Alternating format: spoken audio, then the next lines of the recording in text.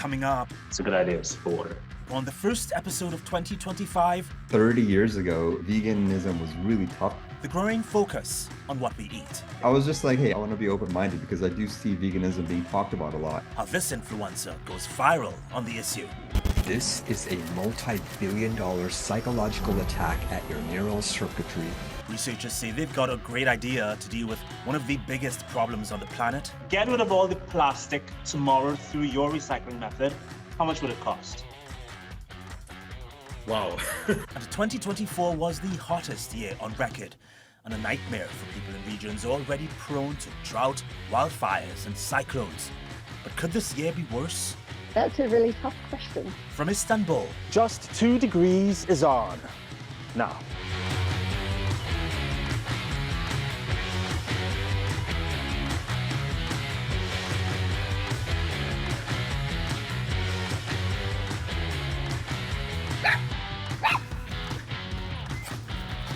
We can't look to the new year without taking stock of the old. That's kind of how the saying goes. In this case, more specifically about a rising global temperature, which, according to the EU's climate service, crossed 1.5 degrees Celsius above pre-industrial levels for the first time. But is that surprising? You know, everyone said this saw it coming. The UN's Antonio Guterres said that the top 10 hottest years on record happened in the last decade. Practically everyone on the planet felt it. a climate breakdown in real time was the way the UN's Secretary General described the last 10 years. And if you're a skeptic, there were numerous examples in 2024 that show a planet in crisis. January kicked off the hottest year on record, the warmest temperatures since we began taking notes in 1850. It's fueled the heat trapped by greenhouse gases due to, as we all know, from human activities.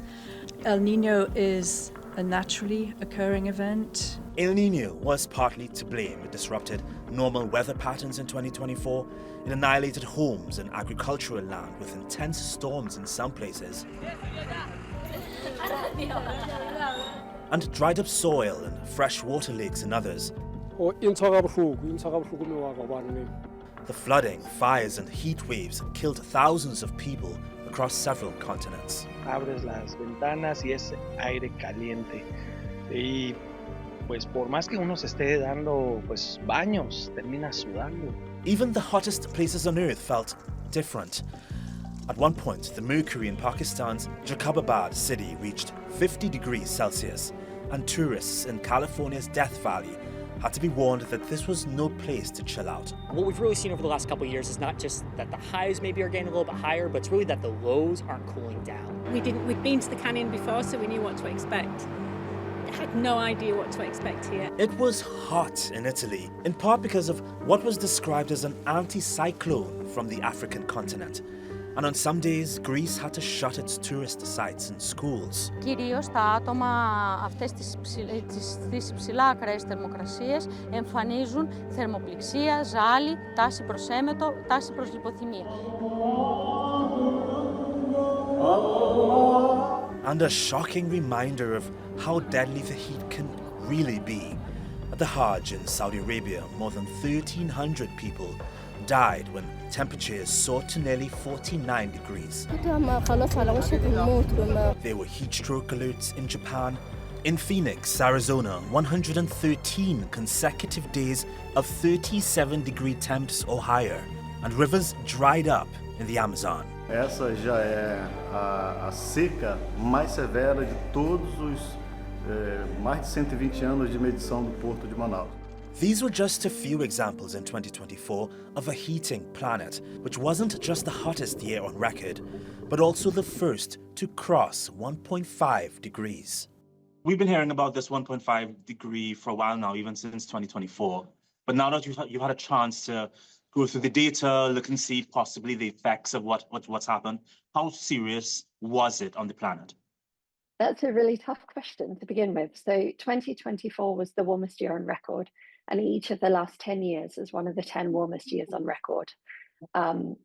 Not only were there global temperatures at record levels, but this also led to a huge number of extreme events around the world, which impacted people's livelihoods and created misery for millions around the planet.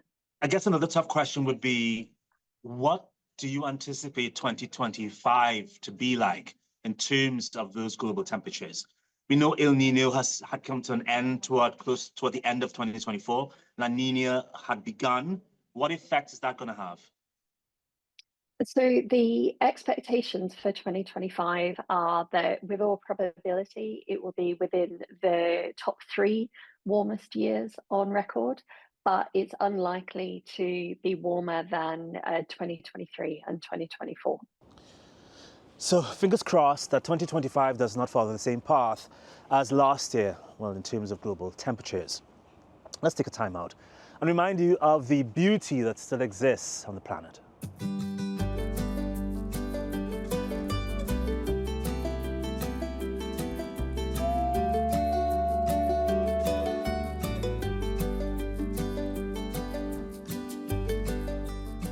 Okay, where were we? Global temperatures. You know, coral reefs are a good indicator of warming ocean waters. They turn white when it's too hot over a period of time, generally around after 4 weeks.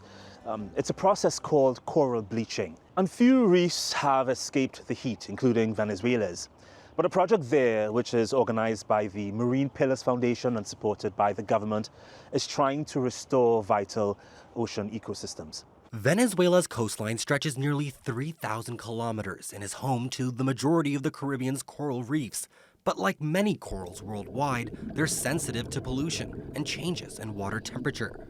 That's why the government and an organization called the Marine Pillars Foundation have partnered for a solution. Una coordinación con el Ministerio de Ecosocialismo, hemos podido llevar a cabo un programa de la granja de corales, lo cual trae consigo una rehabilitación de aquellos espacios que desde hace décadas vienen siendo afectados por el calentamiento global. Coral reefs are essential. They're great at protecting coastlines from erosion and storm surges. But more importantly, they provide a habitat for hundreds of thousands of aquatic species to feed and raise their young. And they're good for us too. Los corales, a pesar de que solo abarcan el 0,1% de la superficie oceánica, ellos abastecen con el 10% de la dieta de los seres humanos. Eso significa que prácticamente nuestra alimentación, el 10% de nuestra alimentación se sustenta de los corales y de la actividad y de la vida que yace en ellos. Venezuela is home to some of the most diverse and mature reefs in the region. But this vast ecosystem is being transformed, and not for the positive. Los corales se están blanqueando, bien sea por enfermedades propias del ecosistema, por acidificación, pero también la principal falla es el calentamiento. Ocean acidification makes it hard for organisms like corals to build their skeletons and shells. The Marine Pillars Foundation's farming methods allow corals to grow, after which they're transplanted to help damaged ecosystems.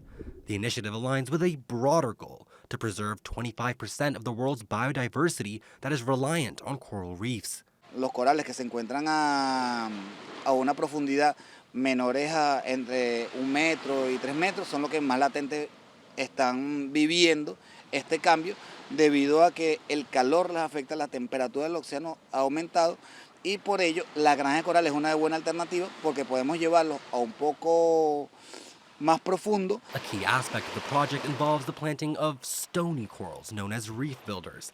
They've been cultivated across 300 square meters of seabed. Once they reach around 40 centimeters in size, the coral fragments are replanted onto damaged reefs to help restore them. And there's been some success. 2,500 fragments of Poretes, one of the most common coral species, have already been replanted. The impact of this project could be far-reaching. But even with these efforts, significant challenges remain for Venezuela's coral reefs, including uncontrolled coastal development, overfishing, and pollution from nearby petrochemical plants. You know what is a problem for the sea life that coral reefs support? Plastics. They are everywhere, these tiny particles, in the air we breathe, in the food we eat, in the water we drink. Some scientists even say they found them in our organs, bloodstream, tissues. Some of these stubborn pollutants are too small to see, and rooting them out of our environment is one of the challenges of the century. But 9 German engineers at a company called Life Tech Water Solutions have found a way to effectively remove them from our water. I tracked down one of the engineers in Frankfurt. It was the Yahoo headline that really got my attention. It said, all the plastic is gone, ... all of it. So how did you do it? Well, it's all a matter of scalability. The claim that all of the plastic is gone is a big mouth claim, no doubt about that. We can do it. A lot of other companies can do it using specific technologies. Some of the technologies are just comprised of extremely expensive or high technology implementations of heat, energy, cost.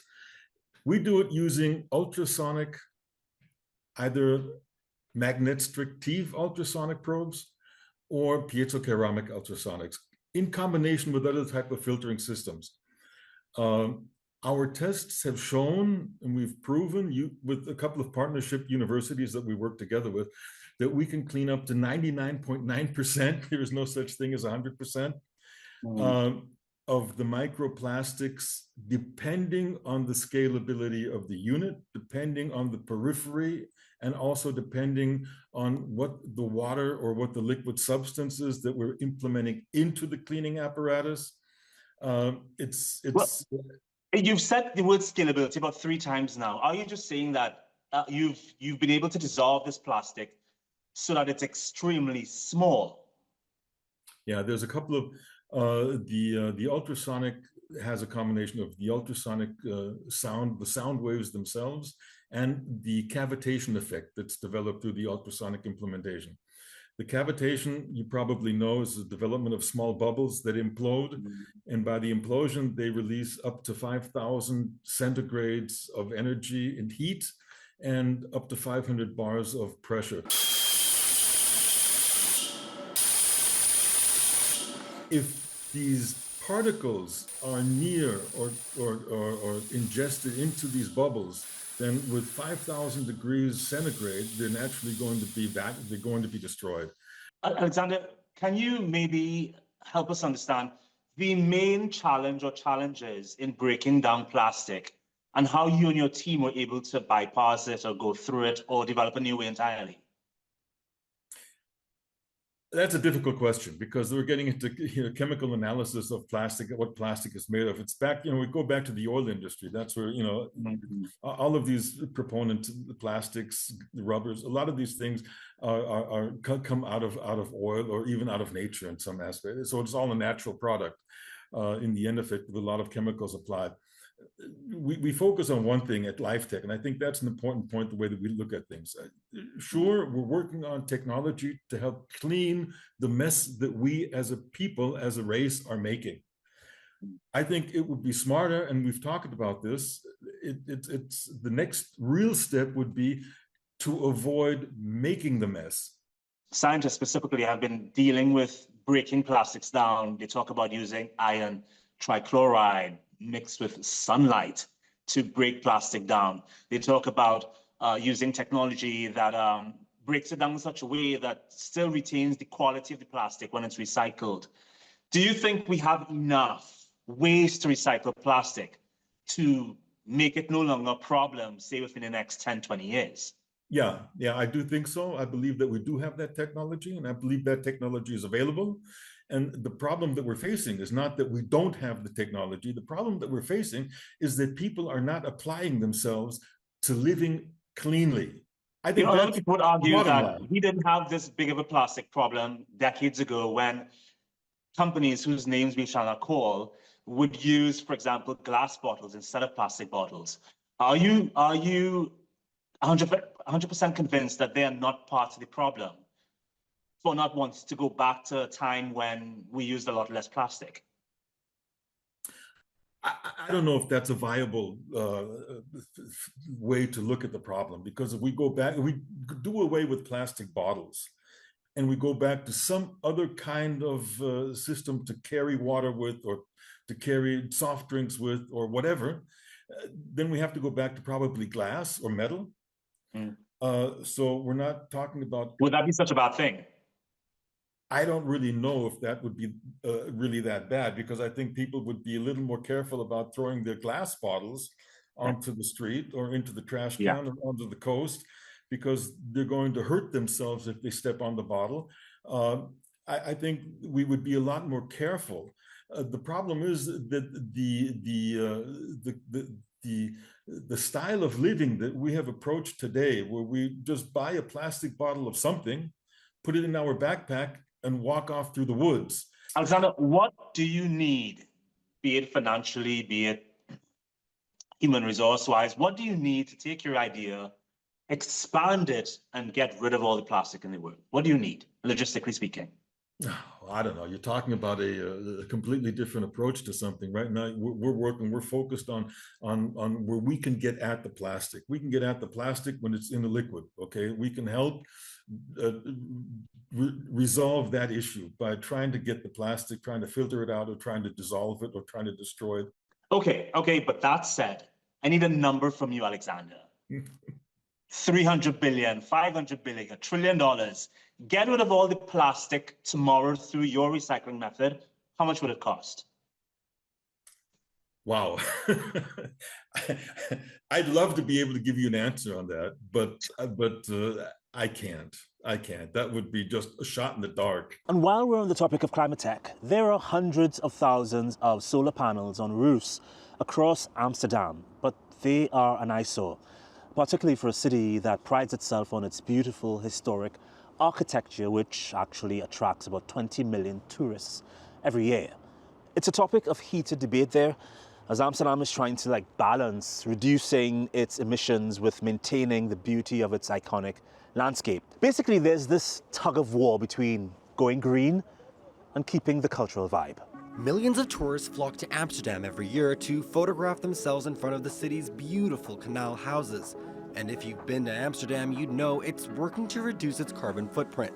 But a plan to install solar panels on thousands of monuments and protected buildings has been an issue lately.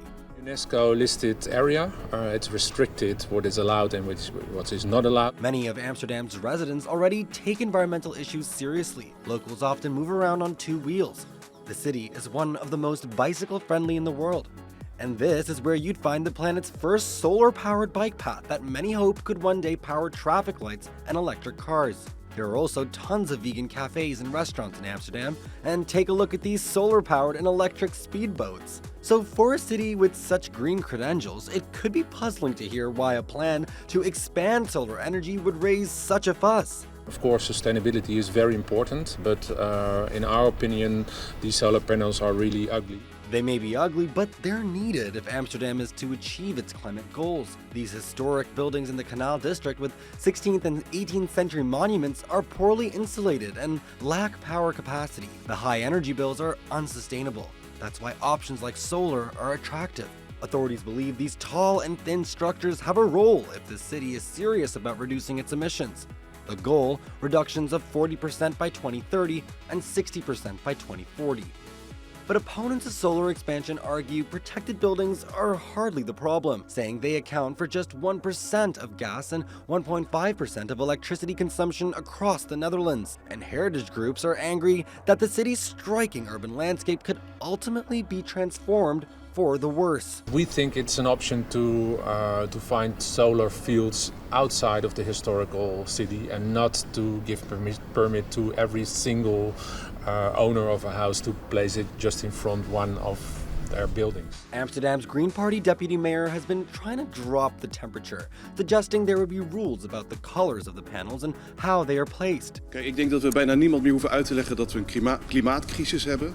Dus we moeten op alle vlakken echt gaan verduurzamen. En wat mij betreft net zo goed ook voor monumenten. The Netherlands is among Europe's highest emitters per capita, and the country is susceptible to sea level rise and flooding. While heritage groups acknowledge the need to protect the country's future, they believe its iconic buildings are equally as important. The question is whether there's a way to rein in emissions without spoiling the urban landscape. This is our first show of 2025. I should have said Happy New Year to you from the start. Many of us make these New Year's resolutions to exercise more, be better people, be more accepting of the people we interact with, forgive, forget, Veganuary is another very popular one. It's growing more popular. It's a January-long challenge to avoid consuming any animal products. About 25 million people did the challenge last year. A quarter of them stuck with it past January. Of course, accessibility of vegan foods is a big factor. Not everyone has a cruelty-free shop in their neighborhood, and that's something vegan activists often take into account when they spread the message of sustainability. Here's what the organization Plant-Based Treaty thinks would happen if everyone in the US did Veganuary.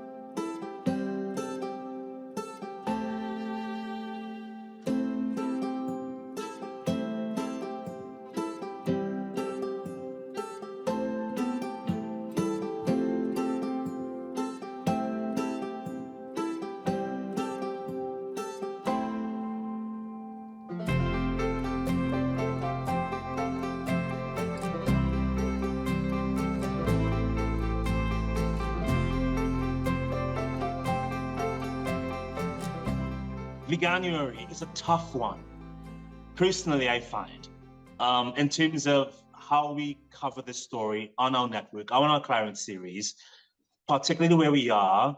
Obviously, this isn't just specific to where we are in the Middle East / Asia / Europe region, but obviously in the West, people are cultured to use and consume and eat animal products.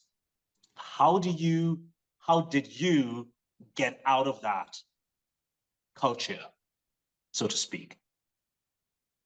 It's a good question. So I think when it comes to culture, there's always a sense of philosophizing and comparing and contrasting yourself to other cultures to really understand that, hey, perhaps there's some other cultures that might have something of an insight that I might not know of. And it's tough because it's really hard to see outside of your programming because depending on the time period you're born in, depending on the location you're born in, depending on the parents you had and the society you had, you're going to be programmed to think and believe and be a certain culture. This is not a mistake.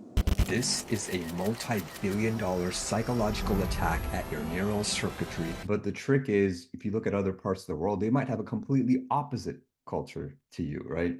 So it really comes down to philosophy, I think, at the end of the day, to be able to question yourself and to see how other cultures came to this tradition or came to this culture.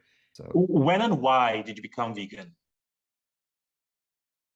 Oh, okay. So that was a story. I think the first catalyst for me was this speech I saw on YouTube nearly 11 years ago called The Best Speech You Will Ever Hear by Gary Yourofsky.